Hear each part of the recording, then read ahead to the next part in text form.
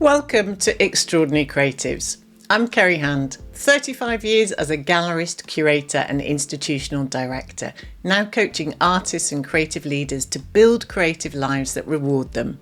2 episodes a week on audio and video, an honest conversation with an extraordinary creative about their work and their life, and a shorter deep dive into the mindset and strategy questions creative people actually face. Thanks for being here. Let's get into it. This episode is part of a 9-part series on commissions, how to prepare for them, respond to them, deliver them, and crucially, how to stop them burning you out. If you haven't followed the podcast yet, please hit follow so you don't miss an episode. Today is episode 1 of 9, the mindset, because nothing in the practical work across the next 8 episodes actually holds if the mindset is not in the right place. So let me start with a story.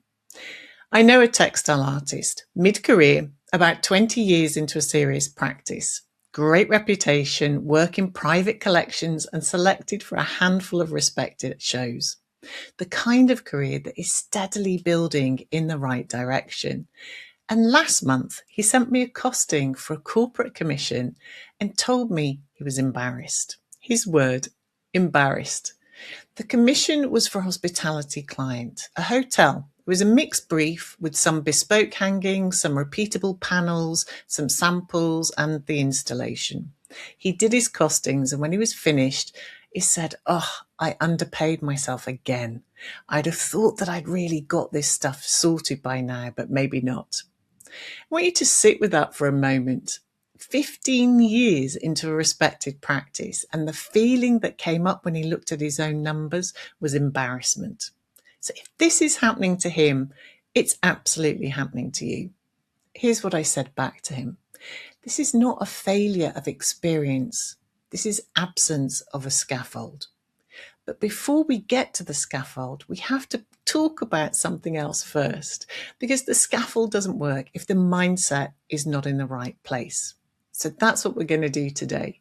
The mindset shift that sits underneath everything else when it comes to commissions.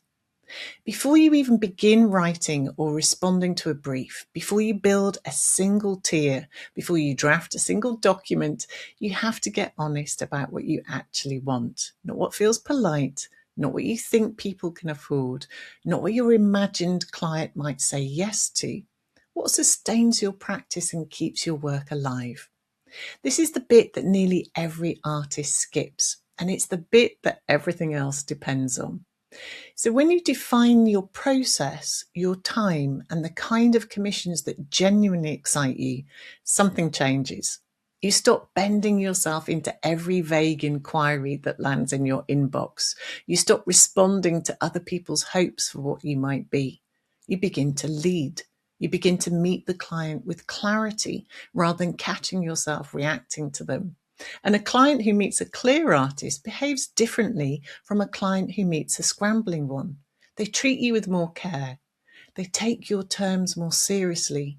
They pay closer attention to what your work is worth because you've given them something to respect. Now, I want to be honest with you about what comes up when you start to do this work, because much of the resistance here is not practical, it's psychological. There's a quiet voice, you know the one, the voice that says, no one will pay for this. The voice that says, I should be grateful anyone is asking. The voice that says, who do I think I am? The voice that says, the artists I know and admire charge less than this, so I can't possibly charge more. The voice that says, if I say no to this one, another one won't come. That voice is rarely based on evidence. It's habit. It's fear. It's a hangover from a culture that has undervalued labour by creatives for generations. It's also, in many cases, the voice of specific people in your past. A tutor, a parent, a first gallery, a bad early client. Those voices don't leave when their source does. They become furniture in your head. And if you don't name them, they'll run your commission practice for you. They'll price your work. They'll accept the bad brief. They'll say yes when your body is saying no. So the first piece of work that I want you to do is simply notice the the voice. Write down what that dissenter is actually saying. The real ugly specific sentences it uses when you open an email from a prospective client and your stomach tightens. When you can see the voice on paper, you can begin to design around it. While it stays unnamed, it stays in charge.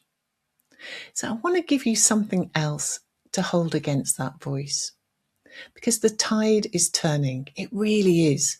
As the world becomes saturated with automated output, with generated images, with content that nobody made and nobody meant, the hunger for work that feels human, specific and emotionally resonant is only going to grow.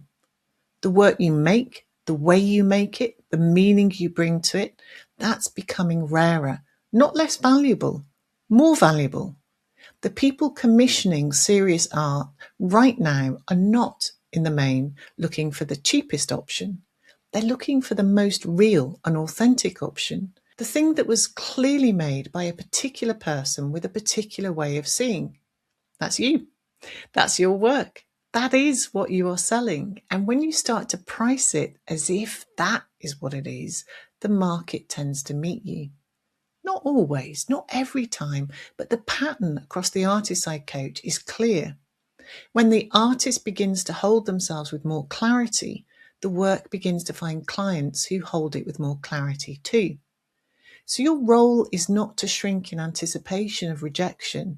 Your role is to articulate clearly what you offer, how you work, and what it costs. And here's the kind bit. You may not get it perfect first time. That's part of the process. You test, you refine, you learn who responds and why. You watch which inquiries come in once you've stated your terms clearly and which ones don't. Both pieces of information are useful. Both are teaching you something about your practice and the people who value it. But without that initial clarity, there's nothing to test and no ground to stand on when the difficult decisions need to be made. And in commissions, the difficult decisions always come. So before we touch a single practical thing next week, I want you to sit with this. The work we're doing across these 9 episodes is not just paperwork. It's not admin. It's the architecture of how you want your creative life to feel. Designing the way you want to work is a different way of thinking. It will throw up resistance. It's meant to. When that resistance shows up, don't fight it. Just notice it, because it's telling you exactly where the old habit is and exactly where the new structure needs to go. I want to close this episode with one reframing I'd like you to carry forward. You're not responding to briefs. You're filtering them, shaping them, and sometimes quietly refusing them. Most artists treat a commission inquiry like an exam. A client sends a brief and the artist scrambles to answer it. Yes, I can do that. Yes, I can do it by then. Yes, I can do it for that. Yes, I can add this. Yes, I can charge or change that. Yes is always the default, and yes is why you're exhausted. A properly built commission practice does the opposite. It treats every inquiry as a proposition to be assessed, not an instruction to be followed. Your job is not to produce what the client has asked for. Your job is to decide whether what the client has asked for is something you want to make, can make well, can make profitably, and can make without destroying your own health and practice in the process. A good commission process protects 3 things: your time, your practice, your sanity. If any part of the process endangers any one of those 3, the process is wrong, not the client, the process. Before next week, 2 pieces of homework. 1, sit with the voice. Write down the sentences it actually uses, the real ones, not the tidied ones. You're not going to show this to anybody. You're just going to read it back to yourself and notice what is there. If you haven't listened to Julia Cameron, recommend that episode. She calls her doubting voice Nigel. That's the resistance you're going to be designing around for the rest of the series. Number 2, notice the commissions you've said yes to over the last 2 years. Which ones drained you? Which ones energized you? You don't need to do anything with that information yet. Just notice it. Next week, we're going to use it. We're going to get practical. I'm going to walk you through the 5 mistakes I see every artist make when pricing commissions. The 5 signatures of an underpriced commission that almost every artist I coach has made at least 3 of, including the textile artist I opened with. I'm going to show you exactly what he did and exactly what we will all do differently, I hope, from now on. Thank you for spending this time with me. If something in this episode landed for you, please share it with one person who needs to hear it. Come and find me on Instagram at Kerryhand, that's CERIHAND, and join thousands of creatives reading my weekly newsletter at kerryhand.com/subscribe for practical advice you can use this week straight to your inbox every Friday. Until then, keep making the work that only you can make.